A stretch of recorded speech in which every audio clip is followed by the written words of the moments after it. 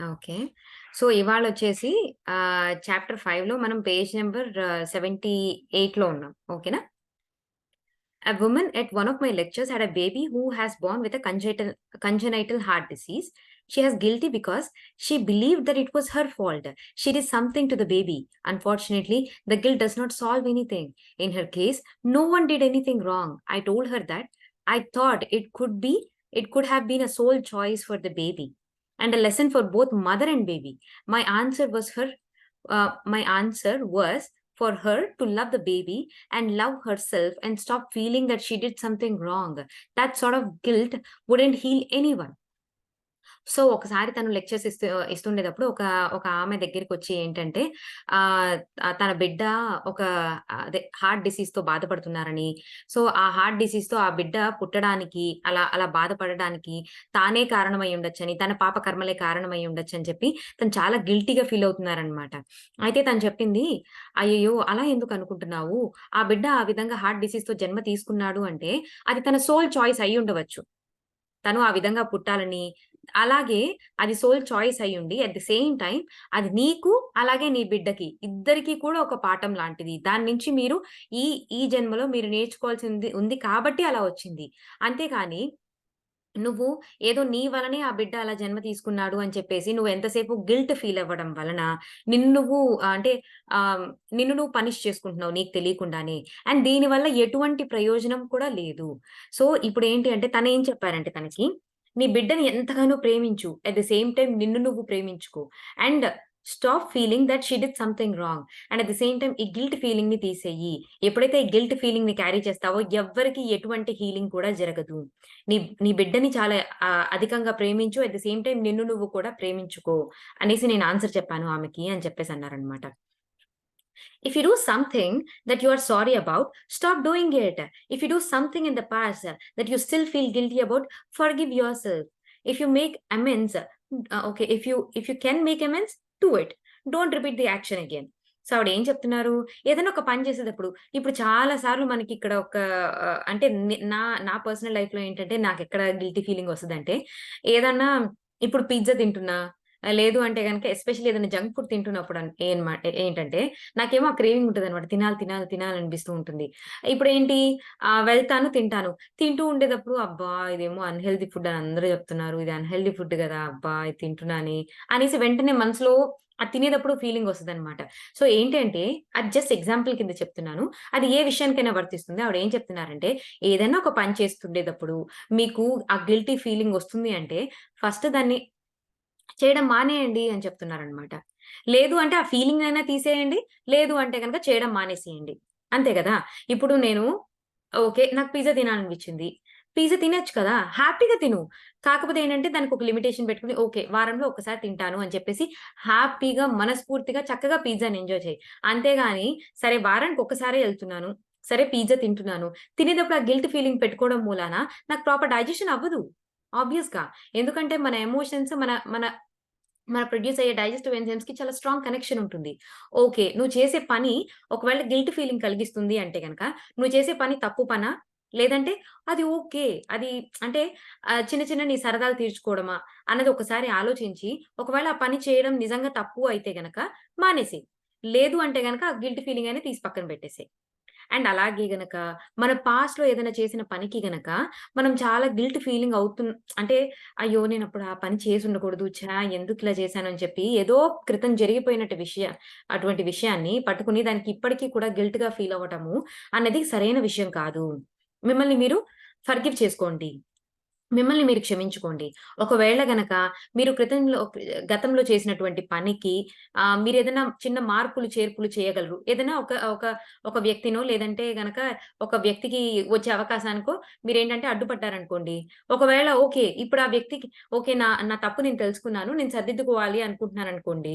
ఆ వ్యక్తి దగ్గరికెళ్లి అతనికి మరో ఒక మంచి అవకాశం కలిగించే విధంగా మనం చేయొచ్చు కదా! సో, ఒక ఎగ్జాంపుల్ కింద చెప్తున్నానిది.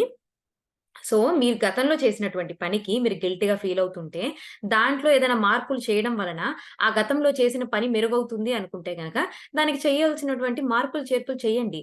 And don't repeat the action again. మళ్ళీ అది చేయకుండా ఉండడానికి ప్రయత్నించండి.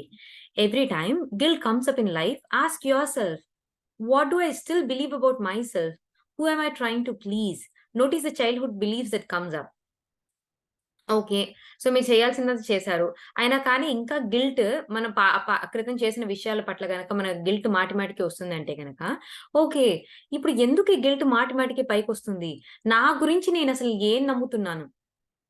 అని చెప్పి ఒక్కసారి మిమ్మల్ని క్వెషన్ చేసుకోండి. అట్ ది సేమ్ టైమ్ ఈ గిల్ట్ ఫీలింగ్‌ని నేను మాటి మాటికి పైకి తెచ్చుకోవడం మూలాన ఎవరిని నేను ప్లీజ్ చేయాలని ట్రై చేస్తున్నాను? అని ఒక్కసారి ఈ క్వెషన్స్ అడిగి మీలో నుంచి ఏదైనా చైల్డ్‌హుడ్ బిలీఫ్స్ అనేవి పైకొస్తున్నాయా? మీ మనసులో నుంచి ఇంక వేరే ఆలోచనలేమన్నా పైకొస్తున్నాయా అన్నది నోటీస్ చేసుకోండి అని చెప్తున్నారనమాట. ఓకేనా? సో, గిల్ట్ అనేది చాలా మటుకు పనిష్మెంట్‌ని కోరుకుంటదనమాట. అవును. నాకు తగిన శాస్తి ఇలాగే జరగాలి. నాకలాగే జరగాలి అని చెప్పి.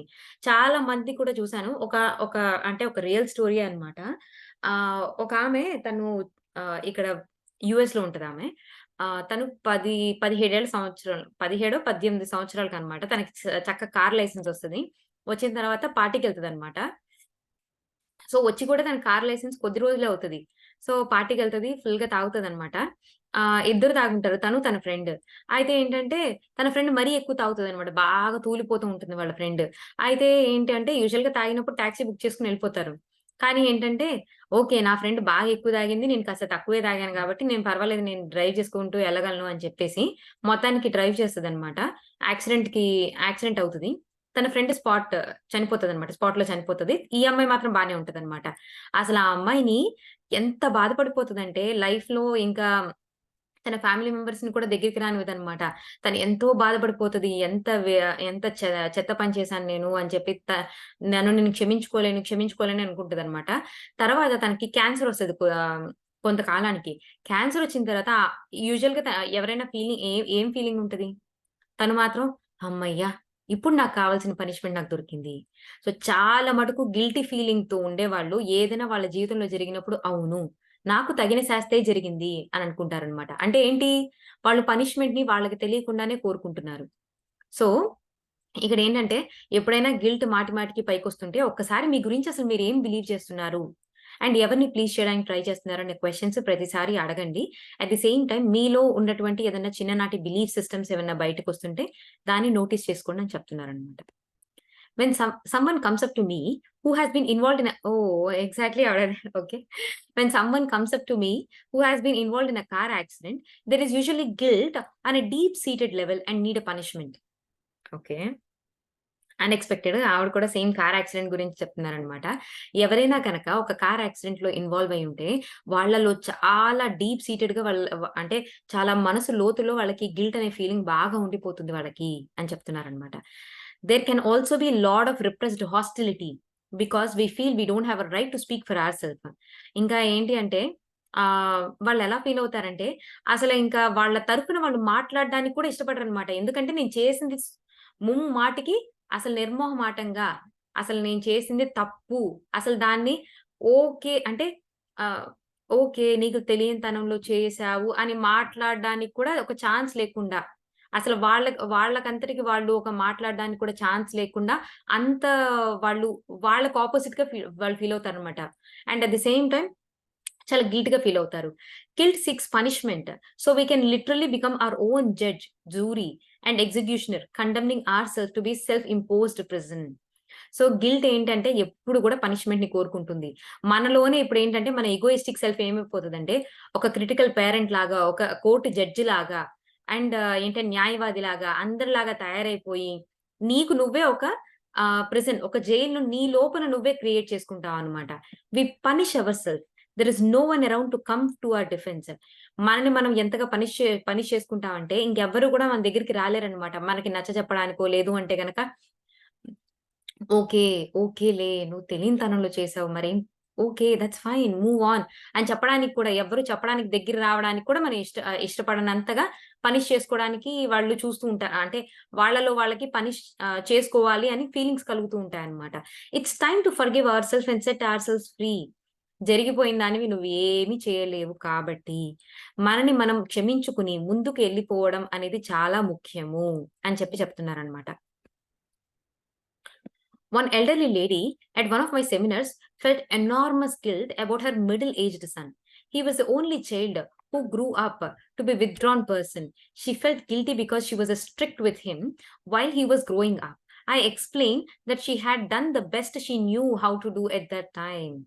I believe he chose her as a mother before he incarnated into this lifetime. So on the spiritual level, he knew what he was doing. I told her that she was wasting all her energy feeling guilty about something that she couldn't change.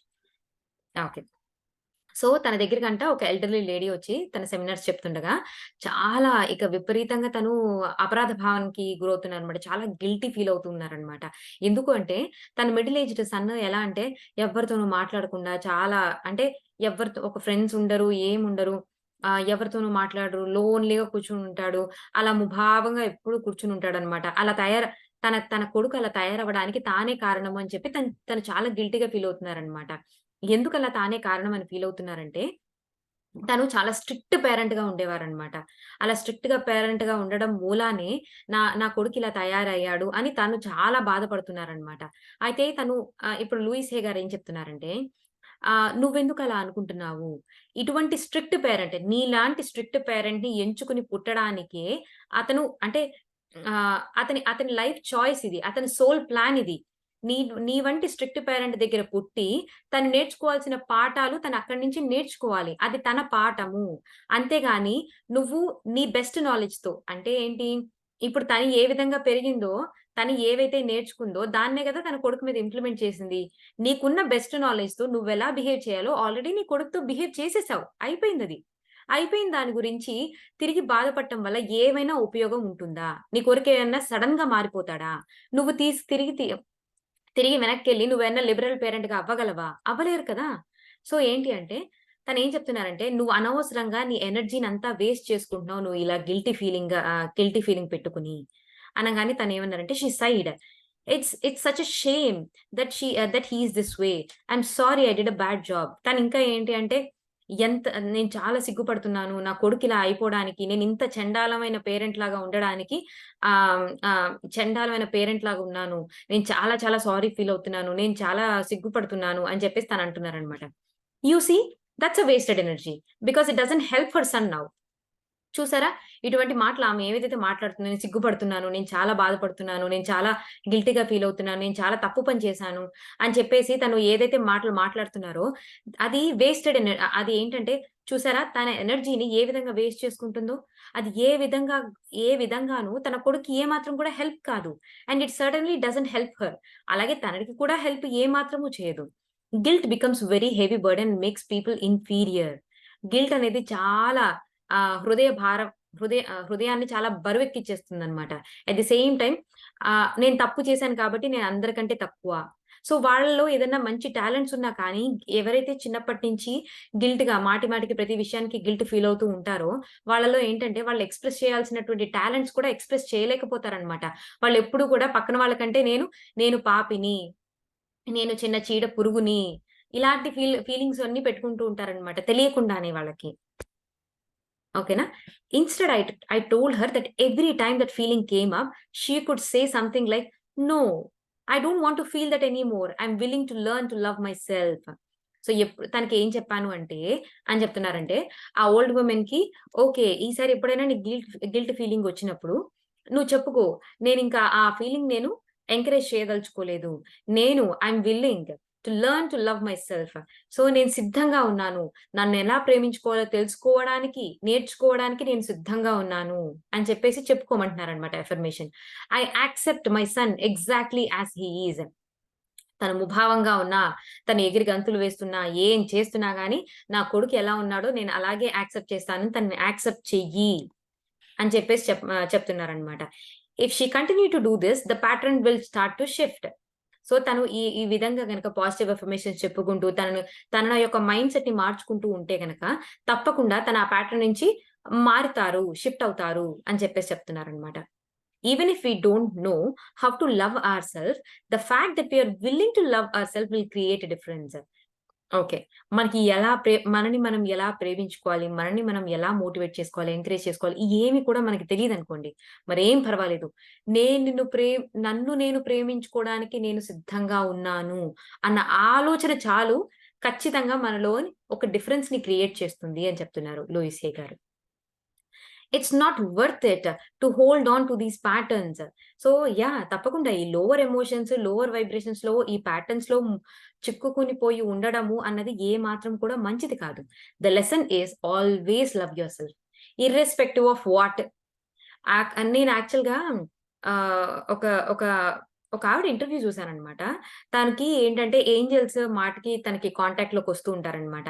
అయితే ఏంటంటే తనకి Angeles ఇచ్చిన ఒక్కటే ఒక message ఏంటంటే, "నీ వల్ల ప్రపంచం తలకిందులైపోయినా కానీ, నువ్వు ఒక పెద్ద విధ్వంసానికే కారణమైపోయినా కానీ, నువ్వు ఎంత చెత్త పని చేసినప్పటికీ కూడా, ఏనాడు నిన్ను నువ్వు క్రిటిసైజ్ చేసుకోవద్దు. Love is all that matters. నువ్వు ఎప్పటికీ నిన్ను నువ్వు ప్రేమించుకుంటూనే ఉండు." ఇదే అన్నమాట తనకిచ్చిన. అసలా ఇది చాలా చాలా అంటే ఉన్నతమైన మెసేజ్ ఏంజెల్స్ నాకిచ్చింది అని చెప్పేసి తను చెప్పారనమాట. అంటే చూడండి ప్రపంచం తలకిందులైపోయినా కానీ అండ్ నీ వల్లనే ఒక పెద్ద విధ్వంసం అయిపోయినప్పటికి కూడా క్రిటిసైజ్ చేసుకోవద్దు నిన్ను. గిల్ట్ ఫీల్ అవ్వద్దు. నిన్ను నువ్వు ప్రేమించుకో అని చెప్పి వాళ్ళు చెప్తున్నారనమాట డివైన్ బీయింగ్స్. ఓకేనా. సో, ప్రతి విషయంలో కూడా మనం బాగా నాటుకోవాల్సింది మన బుర్రలో ఏంటి అంటే, ఏనాడు మనల్ని మనం తిట్టుకోవద్దు, పక్కన వాళ్ళని తిట్టనవసరం లేదు. మనల్ని ఎప్పుడు కూడా సదా ప్రేమించుకుంటూ, మోటివేట్ చేసుకుంటూ. ప్రేమించుకోవడం, మోటివేట్ చేసుకోవడం. ఇంకంతే. నువ్వెలా ఎళ్తున్నావో దాన్నే come on you're doing good, you're doing good, you're doing good అని చెప్పేసి మనల్ని మనం మోటివేట్ చేసుకోవడం. అట్ ది సేమ్ టైమ్ మనల్ని మనం ప్రేమించుకోవడం. ఇది మాత్రం మనం బలంగా రాసుకోవాలన్నమాట మన హృదయాల్లో. So, yeah! It's just not worth to hold on to these patterns. And ఏంటి అంటే ఈ ప్యాటర్న్స్‌కి అతుక్కుని పోయి ఉండడం వల్ల ఏ రకమైన ఉపయోగం లేదు. The lesson is always love yourself. Her lesson was not to heal her son, but to love herself. He came into this life to love himself. She can't do it for him and he can't do it for her. So ఏంటి అంటే ఇక్కడ ప్రతిసారి కూడా తనని తాను ప్రేమించుకోవడం అనేది తన యొక్క పాఠము.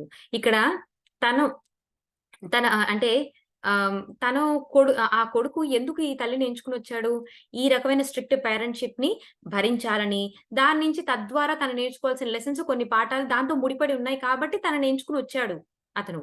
అంతేగాని ఇప్పుడు తనని తాను ప్రేమించుకునేలా చేయడం ఈవిడ బాధ్యత కాదు. అలాగే ఏంటి అంటే అంటే ఆహ్, ఆ అబ్బాయి తనని తాను ప్రేమించుకోవాలి అంటే తినేం చేయలేదు.